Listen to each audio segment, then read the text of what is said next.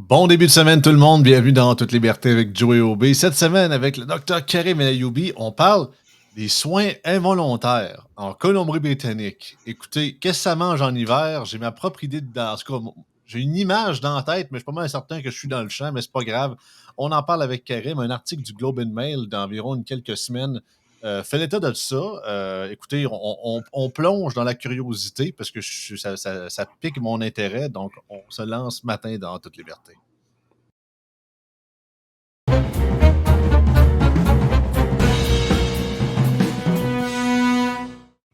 Salut Karim. Salut Joey. Ouais, des soins involontaires. Écoute, je vais te laisser faire tiens, mais juste pour te dire, dans ma tête à moi, un soin involontaire, c'est comme du genre quelqu'un qui a été condamné à une mort, à se faire piquer par 3-4 seringues puis de mourir de manière chimiquement, mais techniquement, il meurt pas, puis on lui guérit son cancer par erreur. Tu sais. Pour moi, c'est ça, se faire des soins involontaires. Ouais, dans ce cas-ci, tu vas voir, c'est pas tout à fait ça. Non, non, non, c'est ça. C'est légèrement différent. C'est ça, c'est spécial. Mais écoute, lance-toi, je suis bien curieux d'entendre ça. Parce Ouais, qu'en c'est fait, ça. article du Globe and Mail, en fait, je Ouais. peux pas trop mettre à l'écran, mais tu sais, Karine m'avait envoyé quand même des screenshots un peu parce que je suis pas abonné au Globe and Mail, je suis désolé. Fait qu'il m'empêche de voir l'article, mais Karim, lui, il va plus le voir. Et le titre traduit, c'est La Colombie-Britannique va introduire des soins involontaires pour les personnes souffrant de dépendance et de troubles mentaux concomitants, selon le premier ministre, article du 15 septembre dernier. Ouais, Donc, exactement, c'est en plein ça. C'est vrai, c'est payant le Globe and Mail. Ils ont quelques articles. Des fois, ils ont des articles, par exemple, qui sont non payants, mais celui-ci, toi, si tu n'y as pas accès, c'est que c'est un article qui est payant.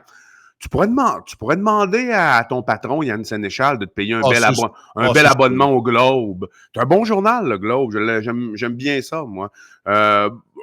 Assez libéral là, quand même, mais ils ont quand même, il y a quand même beaucoup de stock. Quand tu regardes là, par rapport aux journaux qu'on a au Québec, là, il y a beaucoup de stock. Il y a des enquêtes journalistiques, il y a de l'économie politique internationale, santé. Fait que c'est assez complet là, comme journal. Donc, c'est ça. Puis là, je voulais qu'on en parle. Pourquoi? Parce que ça va venir de plus en plus. Hein. On en entend parler. C'est pas juste un cas isolé. Parce qu'on sait qu'en Amérique du Nord, de façon générale, et particulièrement au Canada depuis la dernière décennie, il y a une crise des drogues de rue, particulièrement une crise des opioïdes. Okay? Là, c'est toujours la question, c'est quoi la poule et l'œuf? Hein? Est-ce que c'est parce qu'il y a beaucoup plus de santé mentale? Est-ce que c'est parce qu'il y a beaucoup plus d'itinérance, qu'il y a plus de santé mentale, qu'il y a plus de problèmes d'addiction, ou c'est l'addiction qui va causer des problèmes de santé mentale, de l'itinérance? La réponse, c'est toutes ces réponses sont bonnes, en réalité. C'est vraiment là des entités comorbides qui se motivent les uns les autres, qui donnent, qui s'engendrent, c'est-à-dire qui font en sorte que l'autre entité devient encore plus importante. Hein, on donne ça, un jeu. il y a beaucoup plus de gens, surtout depuis la pandémie, disons, qui sont dans des pentes glissantes. Là. Tu sais, on parle, mettons, des cas de dépression, beaucoup de problèmes de santé mentale. Puis souvent, c'est peut-être à dire, mais qu'on parle d'alcool ou qu'on parle de drogue, on peut commencer tranquillement avec un peu de cannabis, mais souvent, c'est avec comme ça qu'on essaye des trucs pas mal plus durs, puis ça peut descendre une pente, puis un cercle vicieux pas très le fun. Oui, puis contrairement à l'alcool, je dis pas que l'alcool, c'est pas une addiction qui est grave, c'est très grave, là, l'alcoolisme, là, parce que même c'est les sevrages, savais-tu que un sevrage d'alcool, c'est plus dangereux qu'un sevrage d'héroïne? Ah ouais? Ouais, le sevrage d'héroïne est plus souffrant, mais le sevrage d'alcool est plus dangereux. Donc, mais la différence, c'est que l'héroïne ou les narcotiques, tu as juste besoin d'en prendre quelques fois avant de développer une addiction, OK. dépendamment de ta propension génétique, là, à des degrés divers, tandis que l'alcool, ça se fait sur une beaucoup plus longue période. Donc, c'est un psychotrope qui ravage l'alcool, mais à long terme, avec des abus. Les narcotiques, les opioïdes, c'est pas long que tu peux développer de la dépendance. On sait qu'on a des problèmes de logement aussi qui aident vraiment pas, qui aident vraiment pas à l'itinérance. Et les itinérants ont plus de propension naturellement à utiliser des substances, des drogues. Et comme c'est pas des gens qui sont riches, de par leur nature, c'est des itinérants. Quand tu es itinérant, tu n'es pas riche. Ils vont prendre des drogues moins nobles, entre guillemets. Quand on parle de noblesse, ici, tout le monde comprend ce que je veux dire, c'est-à-dire que ça va être coupé avec de la chenoute. Ça sera pas celle Ouais. qui arrive de la Colombie, là. Tu sais, ça va être quelque chose de coupé avec de la meth, avec toutes sortes de cochonneries et plus de propension aux overdoses. Ça va être coupé avec du fentanyl.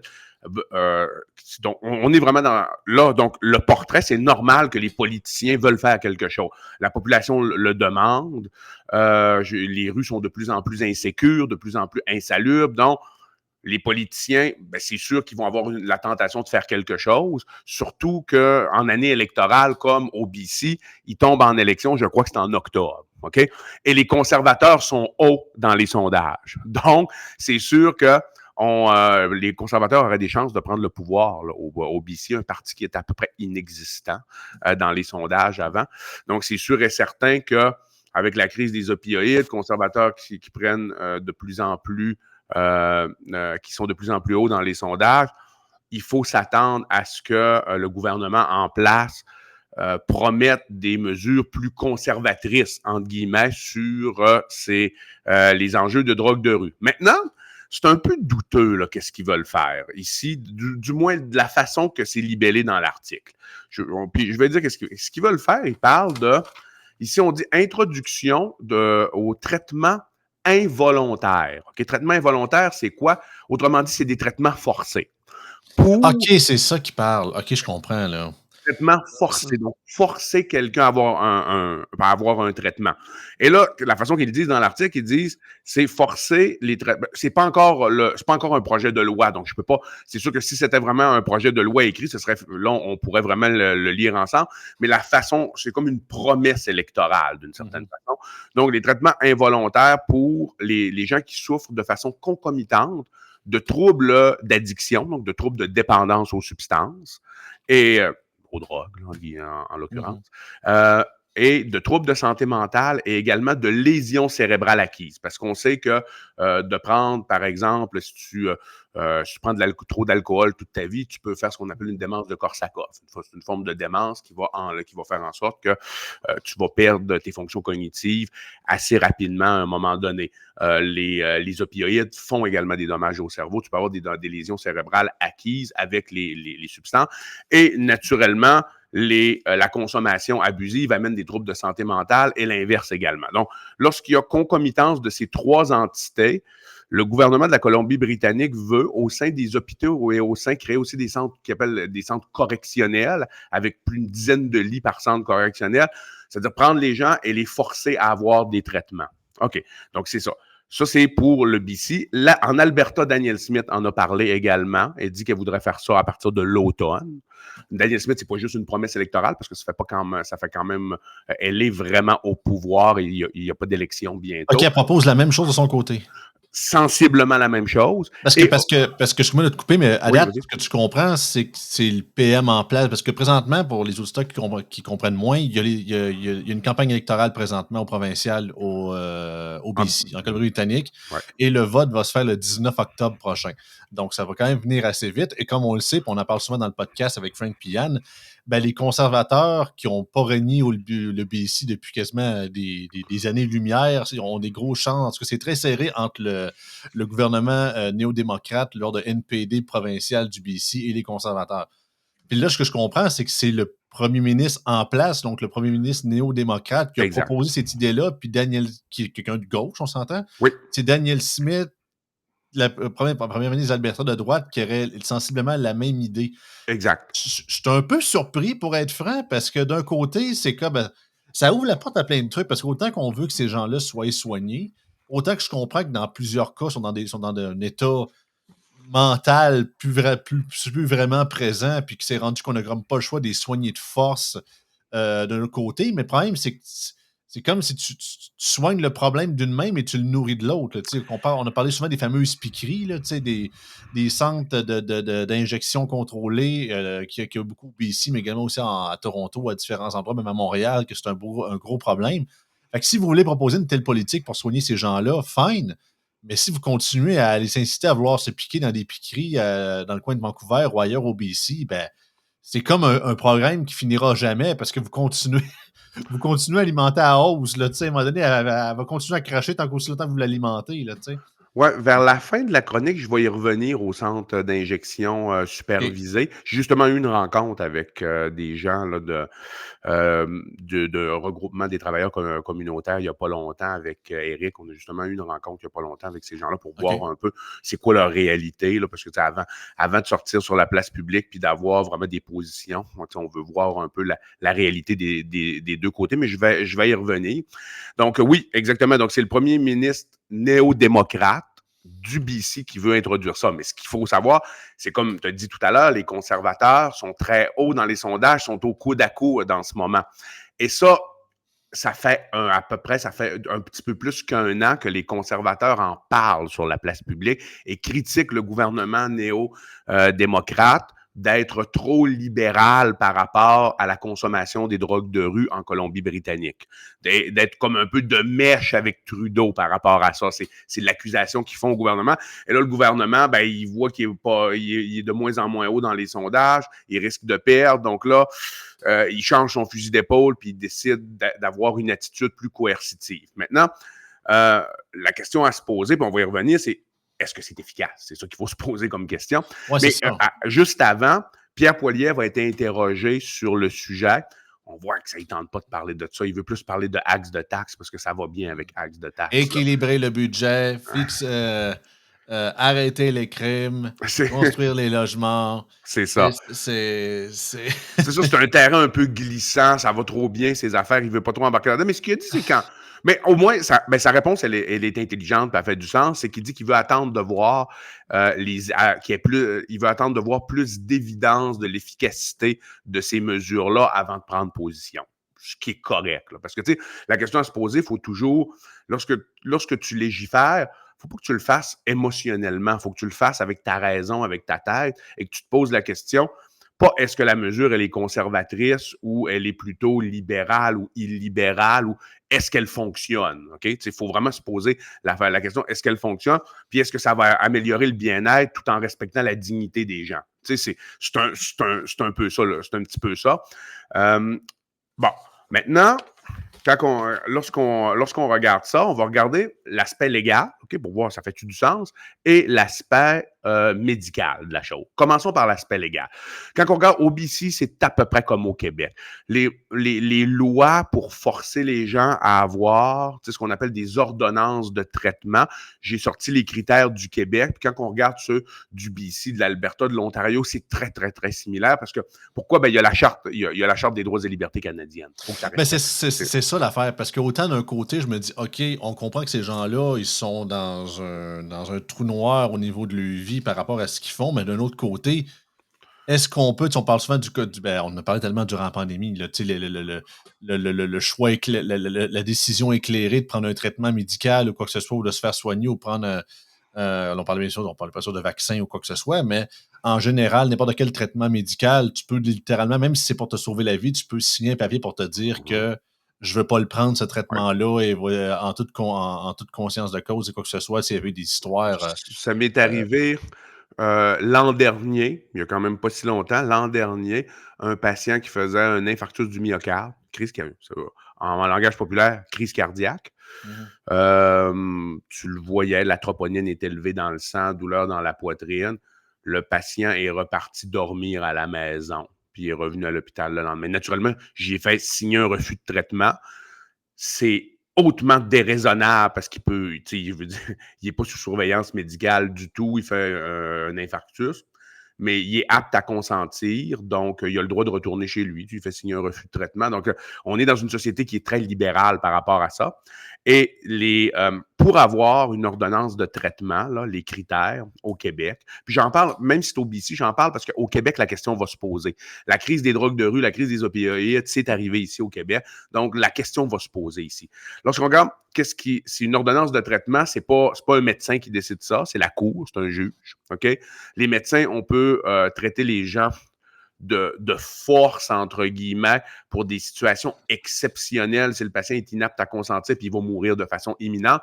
Mais ça arrive à peu près pas. Pourquoi? Parce que les gens qui vont avoir une mort imminente si on ne donne pas un traitement, généralement, ils arrivent puis sont souvent comateux. Donc là, le Non, traitement c'est se ça, donne. sont pas. C'est rare quand justement, quand t'es à l'article de la mort ou sur le bord, ben c'est rare que t'es comme non, non, je veux y aller. Tu sais, c'est souvent c'est Non, c'est ça. inconscient ou c'est ça. C'est extrêmement, extrêmement rare qu'on voit ça.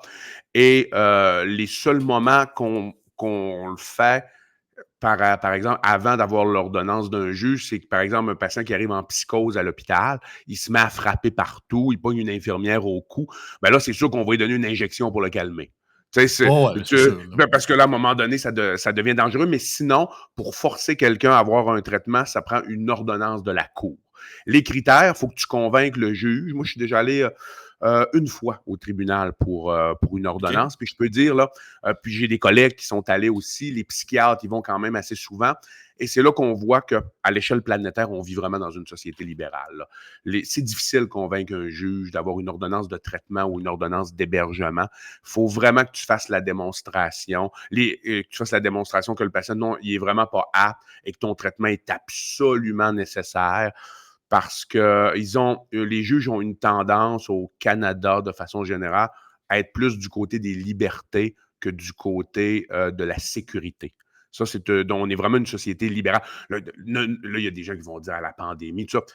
Je comprends, mais si on regarde à l'échelle planétaire, C'est ça, historiquement. Là. oh oui, clairement, c'est difficile de convaincre un juge. Et les critères sont, les critères, c'est pas une question c'est pas une question de est-ce que le patient, sa décision, elle est raisonnable ou elle est pas raisonnable.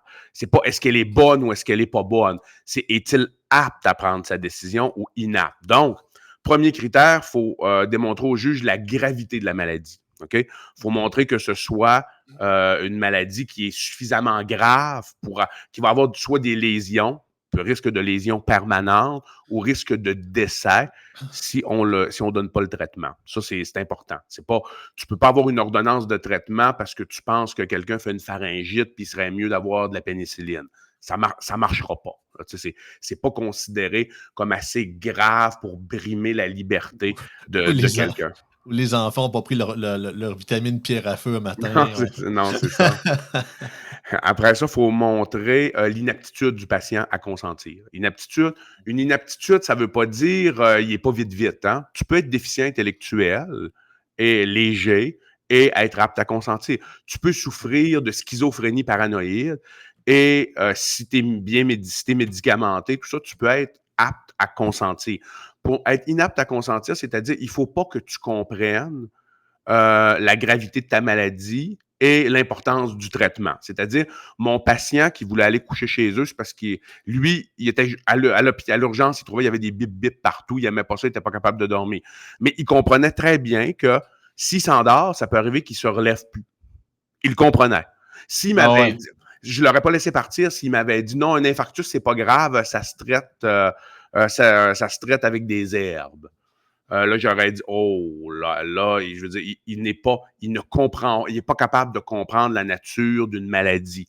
À partir de ce moment-là, là, ça, c'est une inaptitude à consentir. Mais si le patient dit, oh oui, je le sais, docteur, je fais une crise cardiaque, c'est quelque chose qui est dangereux. Je prends des risques sérieux à aller dormir chez moi, mais je ne veux vraiment pas dormir à l'hôpital. Je suis prêt à prendre le risque. Ce patient-là, il est apte à consentir. OK? Donc, ça, c'est vraiment pas lui, il ne pourrait pas avoir une ordonnance. Un juge refuserait automatiquement de donner une ordonnance de traitement, même si sa décision, elle est considérée comme déraisonnable. Il faut montrer la sécurité du traitement. Sécurité du traitement, c'est pas l'absence d'effets secondaires, c'est pas ça. C'est le risque versus bénéfice. C'est-à-dire, le traitement que tu lui donnes, il est efficace et il a moins de risques de bénéfices. Ça, faut que tu démontres ça. Une fois que tu as démontré l'ensemble de ces éléments-là au juge, ben, la Cour va trancher et déterminer est-ce que tu vas faire une ordonnance de traitement. La grande majorité du temps, grande majorité du temps, c'est dans deux situations. C'est beaucoup les cas de santé mentale. En l'occurrence, là, les patients psychotiques dangereux pour eux-mêmes ou dangereux pour les autres. Là. Il y a une petite voix qui dit qu'il faut qu'il aille poignarder des gens. On comprend qu'il faut qu'il y ait son injection régulière d'antipsychotiques. Sinon, il ne peut pas être en société. Non, c'est ça. C'est drôle, tu me parles de. Je ris pas de la situation de ces gens-là, ça me fait tellement rire. Ça me rappelle il y avait un sketch de George Carlin, le légendaire humoriste américain qui expliquait tout le temps. Il se posait la question des fois, tu sais.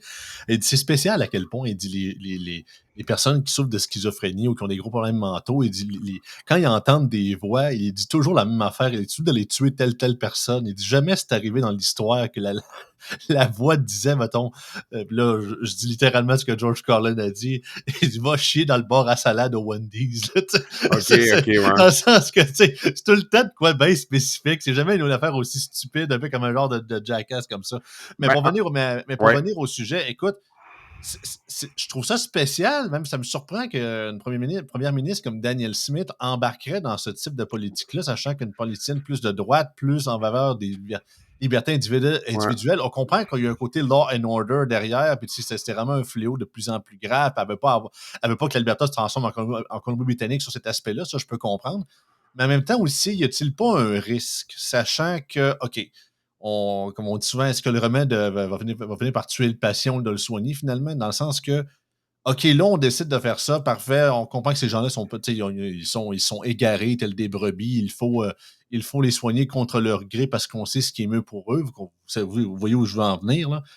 Est-ce que c'est pas comme créer un précédent législatif au Canada pour comme dire, ben là, on va faire la même chose avec les gens qui fument. Tu sais, on n'arrête pas de faire des campagnes depuis des décennies sur les paquets de cigarettes, à mettre plus d'images encore plus dégueulasses sur les paquets de cigarettes pour que le monde arrête de fumer.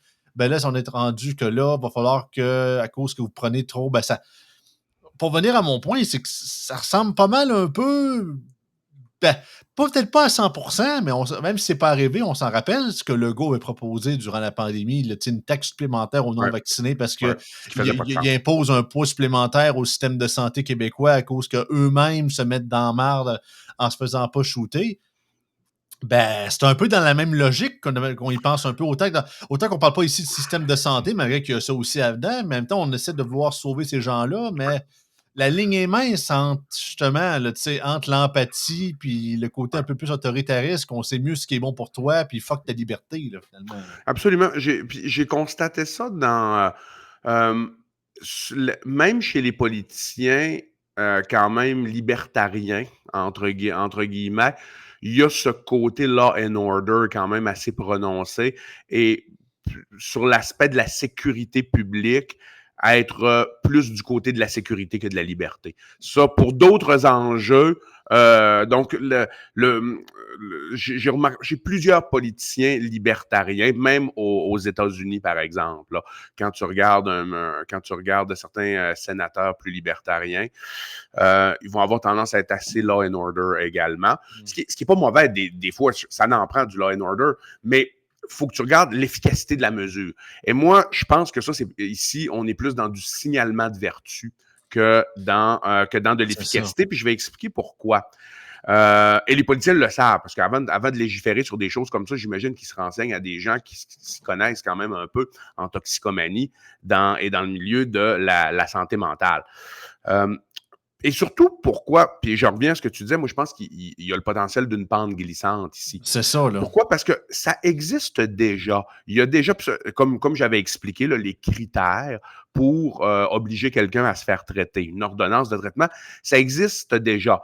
Par contre, comme on vit dans une société libérale, elle est exceptionnelle et elle est difficile à obtenir. Puis moi, je suis à l'aise avec le fait que ce soit difficile à obtenir, qu'il faut que vraiment le personnel médical prenne la peine de faire une demande à un juge, d'aller au tribunal, de s'assurer que, comme ça, tu t'assures que chaque cas est étudié. C'est vraiment du cas par cas. Et tu as quelqu'un qui est impartial, qui va trancher en fonction des chartes, puis en fonction de la loi. Donc, moi, je pense que moi, je suis assez à l'aise au Canada avec les ordonnances de traitement de faire en sorte qu'elles soient, qu'elles soient plus libérales qu'autoritaires. Moi, je suis assez à l'aise avec la loi à l'heure actuelle.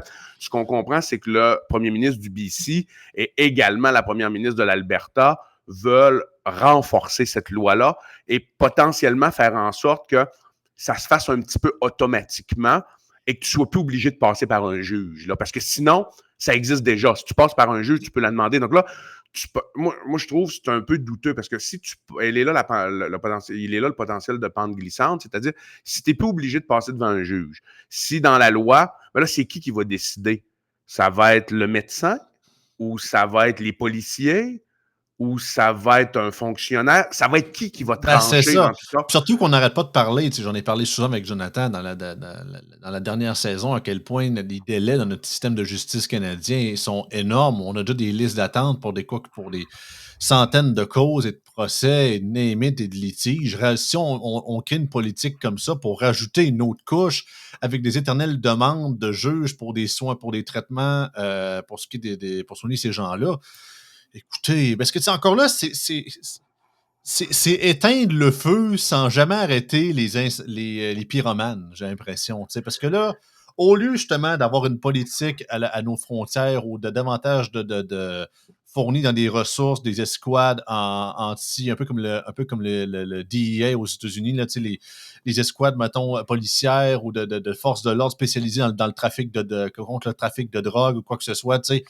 pétez donc ça à la source. Ça me rappelle, c'est un drôle de sujet, c'est un drôle de parallèle, mais ça me fait tellement penser à GND et son histoire de bouffe, de nourriture pour les enfants de toutes les écoles du Québec. Mais tu dis, ah, mais les parents ont pas assez d'argent pour nourrir leurs enfants. Mais oui, mais pourquoi tu penses qu'ils n'ont pas assez d'argent pour nourrir leurs enfants? C'est la joke, c'est comme ça que j'ai dit à ben des chroniqueurs dans toute liberté.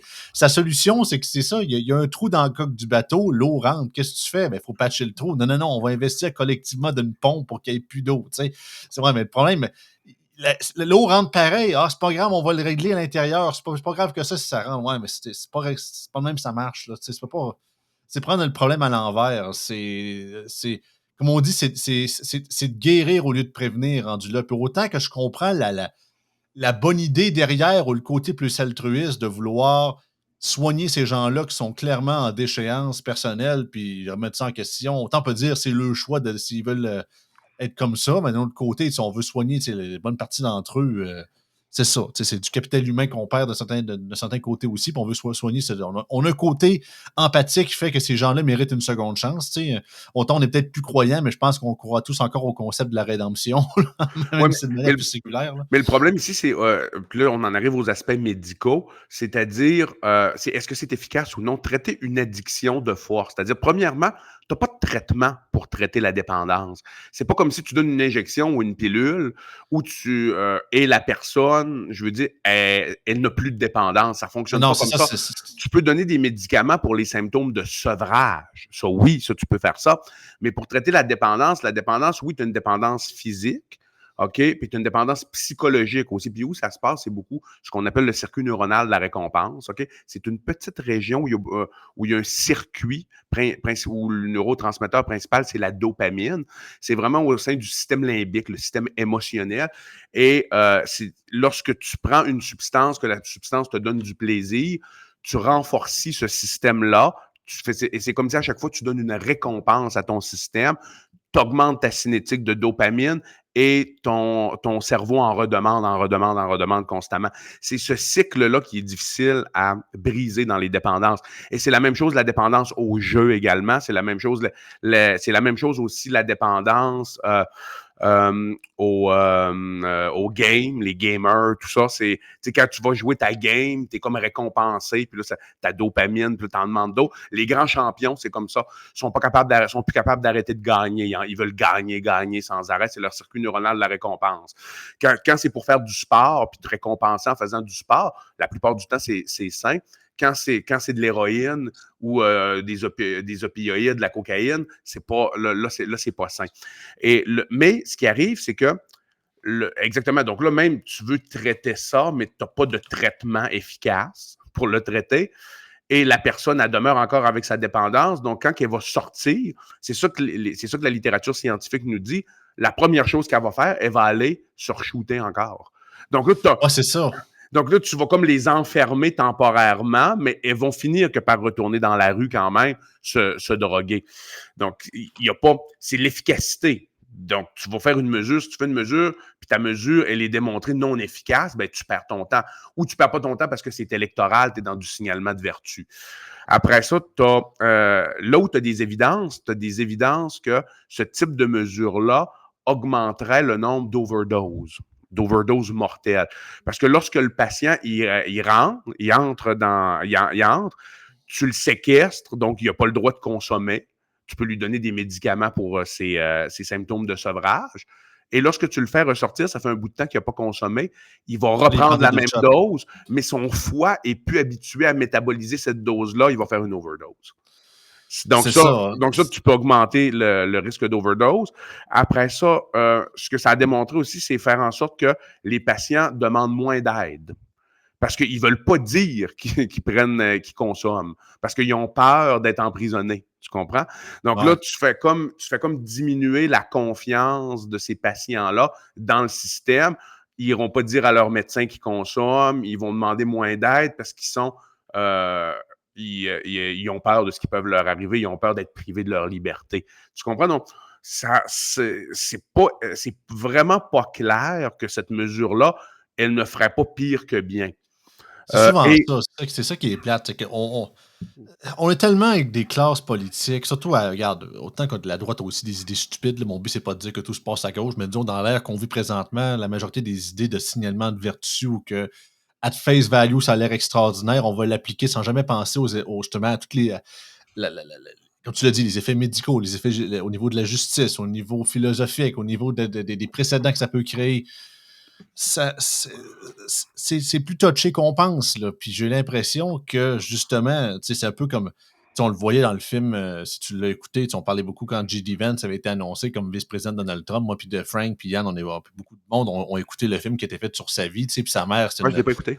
ça s'appelle Hillbilly Elegy ou une ode américaine, c'est sur Netflix. Et c'est ça, sa mère, lui est né, sa mère était vraiment une grosse était vraiment Ouais, ouais. accro à la drogue, tu sais, puis nombre de fois qu'elle essayait, tu sais, d'arrêter, puis là, elle la rembarquait 3 fois plus, tu sais, on voit que c'était un pas en avant, 2 pas en arrière, un pas en avant, 2 pas en arrière. Et quand tu parles des dépendances tantôt, ça me fait beaucoup penser, tu sais, beaucoup de stars, mettons, des chanteurs ou même des rockstars ou quoi que ce soit, sur les autres, c'est vraiment l'accro à la foule, tu sais, vraiment l'accro.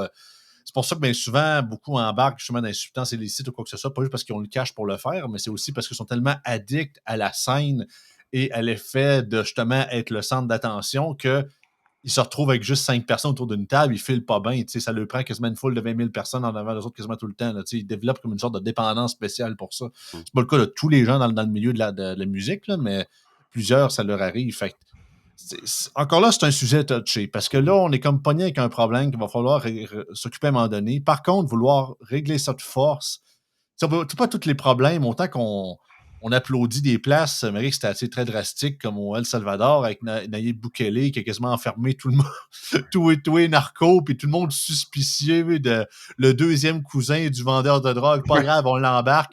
C'est sûr que ça fonctionne, mais c'est all across the board. Puis, C'est exactement ce que j'essaie de dire, c'est que la coercition, oui, elle peut fonctionner, mais dans une société libérale comme la c'est ça. nôtre, c'est que le degré de force coercitive que tes chartes vont te permettre et ta constitution va te permettre de déployer, ça ne sera jamais assez pour contrôler ton problème de drogue. C'est sûr que là, il y a des gens qui vont dire, ouais, en Arabie Saoudite, ça trafique pas bien, bien. Ben, c'est sûr que, ouais, mais c'est parce qu'en Arabie Saoudite, la première offense, c'est genre 1000 coups de fouet, 15 ans de prison. Puis la deuxième, c'est exécution en public. Pour Ouais, c'est ça. montrer l'exemple. C'est sûr que quand tu as un État illibéral comme ça qui déploie une force coercitive extrême, ben oui, ça va fonctionner. Mais on ne veut pas se rendre. Mais tu comprends? Ici, on veut quand même, je pense, la grande majorité des Canadiens veulent demeurer dans un pays libéral. Avec Oui. les pour et les contre que ça donne, mais de façon générale, je pense qu'on est tous à l'aise de demeurer dans un pays libéral. Oui, avec de la coercition, avec du law and order, mais quand même avec un penchant plus fort pour la liberté. C'est un peu, c'est un petit peu ça ici. Et, mais il y a des choses qu'on peut faire. Il y a des choses qui ont démontré avoir de l'efficacité. Bon, une des choses, c'est sûr que sur le plan économique, lutter contre la crise du logement. Et là, tu sais, tu as différentes façons. Oui, de la déréglementation, Pierre Poilievre en parle, mais ça ne peut pas se faire en claquant des doigts. Ajuster ton nombre d'immigrants en fonction du nombre de mises en chantier. C'est sûr que ça, c'est pas. Je pense que c'est beaucoup plus efficace que d'enfermer le monde puis de les traiter de force pour leur addiction. Je pense, là, personnellement, Ouais. parce que la crise du logement, ça amène de l'itinérance. L'itinérance amène de la détresse psychologique. La détresse psychologique amène une plus grande propension à composer, à utiliser des substances illicites, psychotropes. Donc ça, c'est clair. Maintenant, quelque chose d'autre, aussi avoir des effectifs en santé mentale. Tu sais, si tu veux investir à quelque part, les gens qui sont souvent les plus utiles, vraiment, c'est le suivi serré avec les travailleurs de rue et les travailleurs sociaux. Ça a vraiment démontré faire une grosse différence. C'est un suivi quotidien des personnes. Parce qu'à partir du moment où tu fais un suivi quotidien, tu as moins de chances, tu as plus de chances de sortir de la rue. Puis si tu ne sors pas de la rue, ben, tu vas quand même diminuer la propension d'incivilité puis la propension de la proportion, le taux de crime en lien avec la consommation, les addictions, la consommation de ces substances-là. Ça, c'est clair. Ça, on parle d'effectifs en santé mentale, particulièrement en travail social et en travail de rue. Il en manque. Ça, c'est certain. Au BC, fort probablement, là, je ne connais pas. Au Québec, il en manque, ça, c'est certain. Puis je présume qu'au BC aussi. Après ça, augmenter la richesse, augmenter le niveau socio-économique. C'est clairement lorsque tu as une société qui est plus riche, je te dis pas que les gens consomment moins de psychotropes, mais moins de psychotropes coupés tout croche, puis tu as moins d'itinérance également. Donc, en fonction. Donc, le niveau socio-économique d'un pays, avec aussi des mesures pour avoir une certaine redistribution de la richesse, pour faire en sorte que tu as le moins de pauvres possible. Mais si tu as moins de pauvres, tu as moins d'itinérance et tu as moins de prise de drogue Mais c'est coupée ça. avec du fentanyl. Ça, c'est clair. Ça, c'est travailler vraiment en amont de façon intelligente. Après ça, suffisamment d'effectifs au niveau des corps policiers pour lutter contre le trafic. Lutter contre, criminaliser les gens qui prennent de la drogue, ça n'a pas démontré d'effectivité. Par contre, c'est sûr que la répression pour le trafic, ça a quand même démontré. C'est sûr que si tu laisses aller complètement les trafiquants, ils vont là, tu vas avoir un problème. Là. Si tu laisses passer, c'est certain, si tu laisses passer trop de drogue aux frontières, si tes frontières sont trop perméables, là, tu peux créer des crises comme on a en ce moment, comme la crise des opioïdes. Donc, la répression pour le trafic, ça, c'est clair. Mais ça, c'est coûteux. C'est coûteux. Ça te prend beaucoup d'effectifs policiers, puis ça te prend des opérations spéciales. C'est pas juste 2 patrouilleurs là, sur le coin de la rue qui peuvent faire ça. Ça te prend vraiment Faut des fois se foutre un peu que les dits trafiquants font partie de certaines communautés autochtones dans certains cas. Puis mon but, c'est pas de larger, il y en a qui le sont pas du tout, là, mais des fois, donc, ça a fait beaucoup tu sais, surtout, je sais que pour ce qui est des Autochtones, c'est majoritairement, mettons, le trafic de cigarettes illégales, c'est moins dans le narcotique, là, malgré Moi, je que pense que c'est plus alcool et cigarettes, c'est alcool, ça, tabac, je armes pense. aussi, Armes, c'est c'est ça. ça. Je pense que c'est plus ça. Mais c'est ça, mais Moi. des fois, c'est ça. Souvent, c'est touché, hein, parce que justement, il y a ça, puis surtout que dans le monde qu'on vit de politiquement correctement, ah, mais tu sais, il faut les comprendre. Puis, ah, tu sais, des communautés racisées, il faudrait pas créer des stéréotypes, puis de ça. C'est comme, à un moment donné, s'ils font du trafic, ils font du trafic. Là. À un moment donné, je m'en fous dessus de le. Tu sais, c'est pas leur couleur de peau ou leur origine Oh, qui vont les d'accord. protéger rendu là. Là. Tout à Tu sais, fait c'est ça qui est rendu fou un peu. Fait que, à un moment donné, c'est ça. Puis je pense que comme tu l'as dit, tu sais, la majorité des gens qui prennent des substances comme ça puis qui sont dans ce genre de tourbillon de malchance-là, c'est majoritairement des gens qui ont eu des problèmes dans la vie ou qui ont eu des nombreuses écopées de différents niveaux, que ce soit au niveau familial, au niveau de leur travail, et qui n'ont pas eu les moyens au niveau des cercles proches, au niveau de leur réseau proche qu'ils connaissent, au niveau de moyens financiers de contrecarrer ça ou passer par-dessus ça, ces différentes étapes-là. Fait que souvent, justement, davantage plus pauvres et essaient d'oublier leurs problèmes, vont avoir un petit minimum d'oublier, un petit minimum de joie finalement, un petit peu de bonheur à travers ces substances-là, alors que le reste autour d'eux autres est en train de brûler. Tu sais. Ce qui est Oui, plate, mais je pense que c'est ça, c'est que c'est vraiment tout, comme tu l'as dit, tous ces changements-là en amont qu'ils font souvent les effets secondaires positifs, ça aide à ce niveau-là. Je pense que c'est très rare, ou du moins, tu sais, c'est pas bien pensé de vouloir l'essayer, mais c'est très rare que les politiques directs, à part comme justement, mettons, je parle plus au niveau on parlait de law enforcement ou de services pour réduire le niveau de drogue dans les rues ou quoi que ce soit, ou le trafic. Ça peut bien sûr aider, mais rendu là, on peut pas tout faire à la place de tout le monde non plus. C'est Non, sûr. c'est clair. Puis, tu sais, ce que tu dis par rapport aux addictions, je voulais juste renchérir là-dessus. Tu as une composante qui est génétique aussi. Tu as des gens qui ont vraiment, il y a quelque chose dans génétiquement parlant qui fait en sorte que leur système neuronal la récompense. Il Leur accroche système plus vite. Ouais, exactement. T'as des gens, c'est pour ça que tu as des gens, des fois, ils sont voués à devenir alcooliques. Tu en as d'autres. Ah ouais, c'est fou. Écoute, j'ai une T'en as d'autres grande. qui n'auront jamais de problème, ils auront jamais de problème de consommation. T'en as, ils commencent, ils fument une cigarette dans leur vie, ils deviennent fumeurs, puis ils ont de la misère à C'est s'en carrément sortir. ça. Ouais. J'ai une grand-tante en tout cas, je sais qu'elle est encore vivante, mais je la croise pas vraiment souvent. Ma grand-mère elle m'avait dit, c'est ça, elle dit plus jeune, elle dit, gros problème d'alcool, puis ça a pris elle en consommait quasiment pas, ça a pris une soirée avec un verre de crème de menthe, puis Ça l'a accroché ça a rapidement. parti sur le chire, puis depuis ce Exact. temps-là, c'est un gros problème. C'est Ouais. capoté, hein, à quel point il y en a que Ouais, c'est. ben, la génétique, c'est très puissant, hein. Mmh.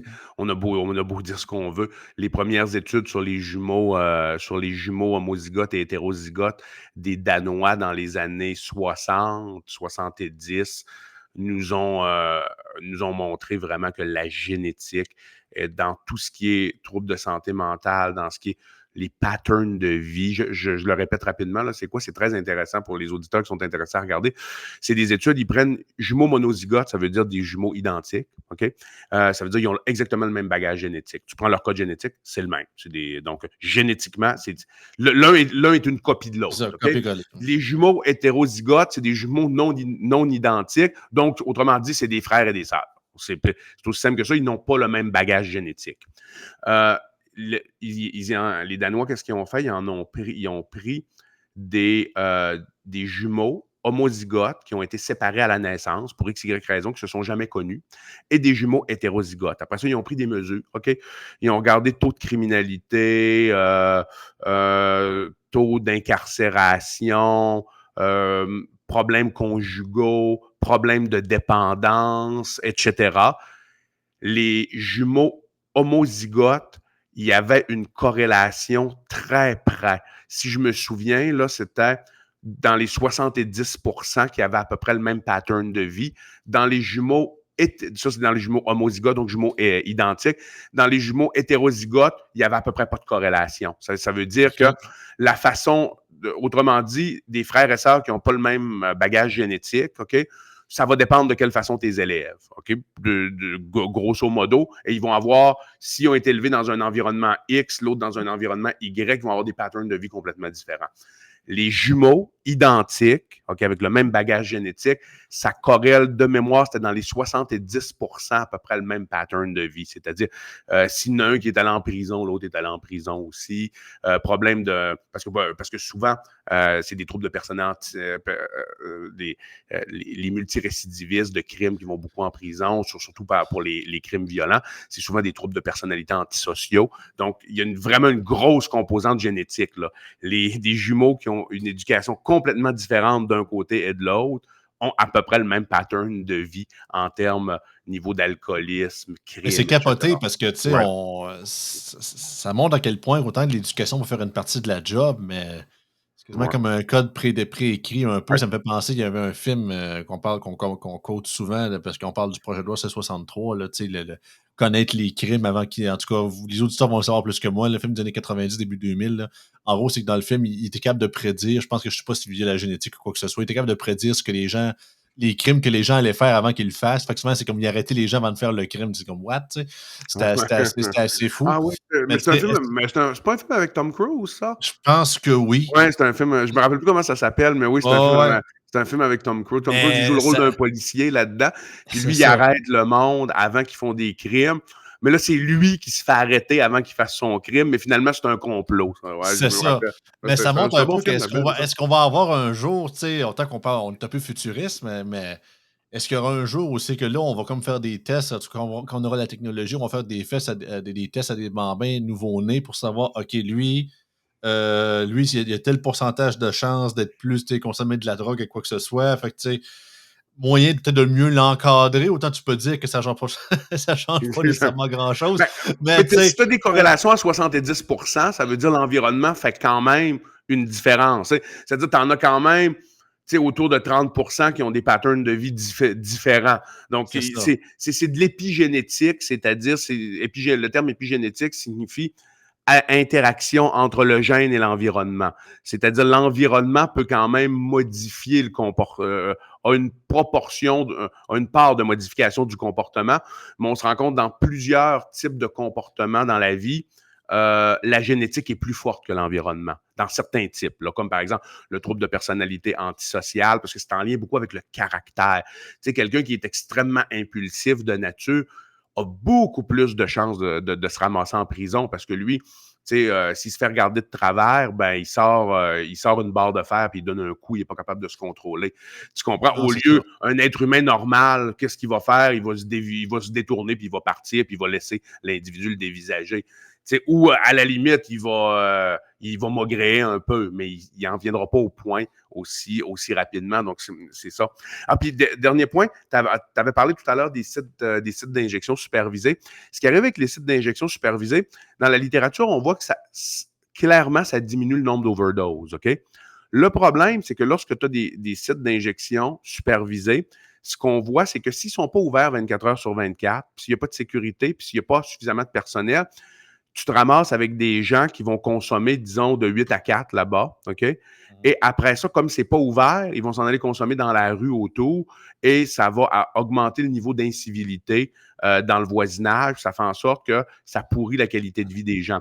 Lorsque tu as des sites d'injection supervisés, il faut que ces sites-là soient ouverts 24 heures sur 24 et il faut que tu aies de la sécurité autour pour t'assurer qu'il n'y a personne qui consomme dans la rue. Donc, tu sais, si ça peut être une bonne idée, ces sites-là, vraiment, ça a démontré sauver des vies, clairement, mais il doit y avoir si tu fais ça et tu l'ouvres juste 4-5 heures par jour, tu vas juste avoir une agglomération autour de gens qui souffrent de toxicomanie et Ouais. tu vas augmenter, tu vas perturber le voisinage, autrement dit.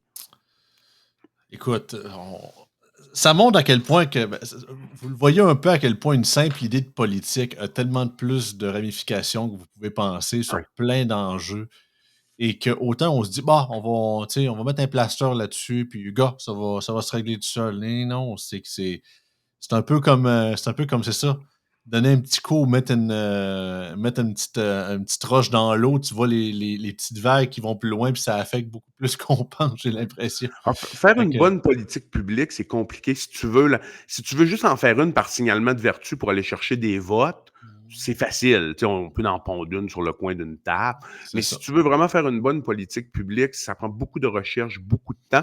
Je sais, pour en avoir écrit, là, c'est quelque chose qui est. C'est vraiment pas quelque chose qui est facile. C'est vraiment, vraiment pas quelque chose qui est facile. Si tu veux te donner la peine de regarder un peu là, les possibles dommages collatéraux, faut que tu regardes l'efficacité, l'efficience. Il faut que tu regardes, ça a-tu déjà été essayé ailleurs? Ça a-tu échoué ailleurs? Ça a échoué pourquoi? Parce que des fois, ça échoue, mais c'est juste que ça n'a pas été bien appliqué. Tu sais. C'est pas évident. C'est ça. Puis surtout, c'est difficile dans le sens que si Pardon. les dites personnes qui font des dites politiques comme ça dans le simple but de faire des votes et dans les médias, on les acclame comme étant des gens progressistes, ouverts, inclusifs, et quand finalement leur successeur ou leur possible successeur tente de vouloir dire, ben là, faut commencer à travailler pour de vrai, puis ces politiques-là ont des impacts grandement négatifs, puis il va falloir vraiment changer ça. Mais là, c'est rendu qu'on les traite quasiment de la deuxième venue du fascisme, puis quasiment que C'est le retour c'est du des Troisième Reich, c'est du quasiment. Troisième Reich, puis c'est des fous, puis c'est tu sais, on retourne en arrière, puis on va reculer en tant que nation, puis de ci, puis de ça. Tu sais, tout fonctionne par incitatif, hein, fait que d'un côté, soyez pas surpris, c'est que justement, ça fait un peu penser, comme Lucien Bouchard disait, là, tu sais, il y a personne au Québec ou au Canada qui s'est fait fondre une statue parce qu'il a équilibré le budget, là. Fait que j'ai l'impression que C'est vrai. C'est c'est vrai. c'est plate parce Les- que, tu sais, autant Qu'est-ce que que les gens veulent? Qu'est-ce que les gens veulent? Mettons, parlons du Québec. Là, moi, nous, ce qu'on connaît le mieux, ce qu'on connaît le mieux, c'est le Dôme. Bon, on vit dans le Dôme, donc c'est ça qu'on connaît. OK? Au Québec, ce que les gens aiment beaucoup, c'est les histoires de langue, puis de l'Office de la langue française, parce qu'il y a quelqu'un qui écrit en petit quelque chose en anglais. C'est beaucoup le nationalisme, ces choses-là. Ça pogne. Les gens aiment ça. Regarde Paul Saint-Pierre Plamondon, regarde François Legault. François Legault, c'est pas quand il parle d'économie qu'il est allé chercher. Il n'a pas été nommé père de la nation. Il n'a pas été élu père de la nation parce qu'il parlait d'économie. C'est pas ça, là. Oubliez ça. C'est parce que, tu sais, il avait parlé quand même il avait parlé de langue, il avait parlé de louisianisation, il sait comment aller chercher les gens. Paul Saint-Pierre Plamondon, la même chose, hein. L'histoire, tu sais, il est revenu avec l'histoire beaucoup, là. Qu'est-ce que ben, le serment au roi, ça, c'est un très bon coup de sa Ouais. part. Tu sais, même si on dit, bah, c'est un peu insignifiant. Ben, il y a des gens qui disent que c'est pas insignifiant, puis je respecte leur opinion. Moi, je trouve que c'est pas un sujet qui m'intéresse personnellement, mais ça a été habile de sa part. Tu sais, c'est pas quelque chose qui change la vie au quotidien comme une bonne politique économique, par exemple, de libéralisation, de déréglementation. C'est pas Ben, c'est ça. ça. Le gars qui, ferait qui enlève le serment au roi va se faire acclamer comme c'est pas bon sens, mais la personne qui, un jour, va réduire le temps d'attente des urgences de 15 heures à 4 heures, Ouais, mettons, là, ouais. il y aura peut-être un article de journal là-dessus. Loi 21, loi 96, ça va être le gros héritage de François Legault. Et moi, je te dis, qu'on aime ou qu'on les aime pas, ces lois-là, 21 fait plus de sens. 96, je l'aime pas personnellement. Non, moi non plus. Mais 21 fait quand même plus de sens. Mais son héritage, il va avoir probablement un héritage. En tout cas, on va laisser les historiens là, déterminer ça. Mais il va fort probablement, selon moi, avoir un héritage titanesque avec ces deux lois-là. Les gens, par contre, Philippe Couillard, puis Carlos Letard, le fait qu'il ait très bien équilibré le budget, ça va mourir, cette affaire-là. Ça va être dans des papiers d'économie, puis des choses de même. Puis, tu sais, des geeks d'économie vont se souvenir de ça. Mais monsieur, madame, tout le monde, dans 20 ans, dans 25 ans, ils se souviendront même plus c'est qui Philippe Couillard. Là, par contre, François Legault, avec les lois 21-96, loi 96 qui a changé quand même là, une partie de la Constitution canadienne, va avoir probablement un héritage titanesque comme premier ministre. Donc, c'est ça. C'est ça qui intéresse les gens. Mais je ne sais même plus pourquoi on parle de ça. Pourquoi on a dévié du sujet de même. Ça, je me rappelle. Ben, Je c'est me moi rappelle qui même disais pas. justement, ben, c'est que je parlais d'incitatif, à quel point que c'était que ceux Ah qui oui, créaient des oui, oui. politiques sans changement étaient acclamés, puis ceux qui voulaient les changer ou du moins faire le job, puis il y a des politiques qui ont l'air qui attaquent moins directement le problème à première vue, mais en fait ont des effets bénéfiques. Ça, sont pas nécessairement acclamés, tandis que ceux, c'est ça, c'est l'effet de la grosse annonce petit magasin. Tu sais, c'est tout simplement ça. On qu'on peut en parler longtemps, bien évidemment. Écoute, Tout à Karine, fait. merci beaucoup. Toujours un plaisir. Regarde, un sujet, on tombe dans certains sujets qu'on a déjà parlé, mais regarde, de certains angles différents. Puis écoute, Ouais. ça montre à quel point, comme sans vouloir nous répéter, ça montre à quel point justement que les politiques ont plus d'impact qu'on pense. Puis des fois, il faut savoir réfléchir, faire notre job avant de proposer une idée parce que ça peut avoir beaucoup plus d'effets qu'on pense. Fait que, Oui, exactement. Puis ça nous a fait, on est allé faire un petit tour au BC, ça nous a fait sortir. Tu sais, moi, je me suis dit, on va essayer de temps en temps de sortir du dôme parce que, tu sais, moi je suis intéressé beaucoup par les politiques en santé. Puis comme c'est de juridiction provinciale, ben, on reste beaucoup dans le dôme. Là, on est sorti un petit peu du dôme. Puis la semaine prochaine, on risque de sortir encore plus. Puis de s'en aller faire un détour au Moyen-Orient la semaine prochaine. yes, sir. On va y retourner une autre fois. Yes, sir. Fait que bonne semaine, Karim. On s'en reparle. C'est bon, bye. Allez, bye.